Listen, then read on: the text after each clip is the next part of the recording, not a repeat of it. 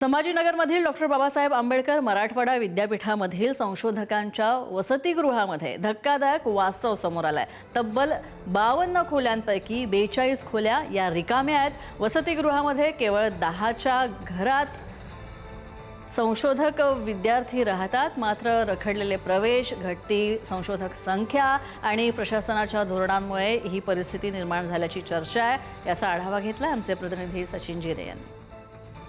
सध्या मी छत्रपती संभाजीनगरच्या डॉक्टर बाबासाहेब आंबेडकर मराठवाडा विद्यापीठाच्या सिद्धार्थ संशोधक वसतिगृहाच्या बाहेर उभा आहे आणि या ठिकाणी तुम्ही पाहू शकतात की अशा पद्धतीने संपूर्ण वातावरण आहे। आतमध्ये जाण्याची प्रवेश नाही आहे माध्यमाला, म्हणून मी तुम्हाला बाहेरूनच दाखवण्याचा प्रयत्न करतो की या परिसरामध्ये तुम्ही पाहू शकतात की कशा पद्धतीने पावसामुळे मोठी मोठी जो झाड आहे जो या ठिकाणी उगलेला आहे, कुठल्याही पद्धतीचं या ठिकाणी व्यवस्था नाही आहे आणि अशा पद्धतीने हा संपूर्ण परिसर तुम्ही पाहू शकतात की कसा ओस पडल्याचं चित्र आहे।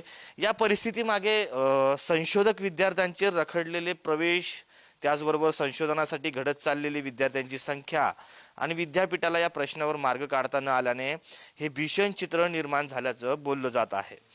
संशोधनाला प्रोत्साहन देण्यासाठी उभारलेले हे वसतिगृह आज जवळपास ओस पडल्याचं वास्तव आहे आणि मात्र दुसरीकडे वसतिगृह प्रशासनाचं असं म्हणणं आहे की 52 पैकी 12 खोल्यामध्ये संशोधक विद्यार्थी राहत आहेत। विद्यार्थ्यांनी मागणी केल्यास त्यांना तात्काळ खोली उपलब्ध करून दिली जाईल।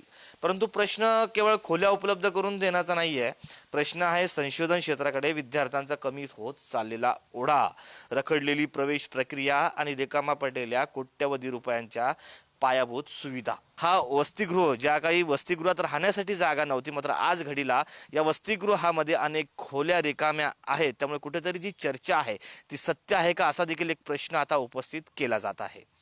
कॅमेरा पर्सन अमोल वागुलेसह मी सचिन जिरे, पुढारी न्यूज, छत्रपती संभाजीनगर।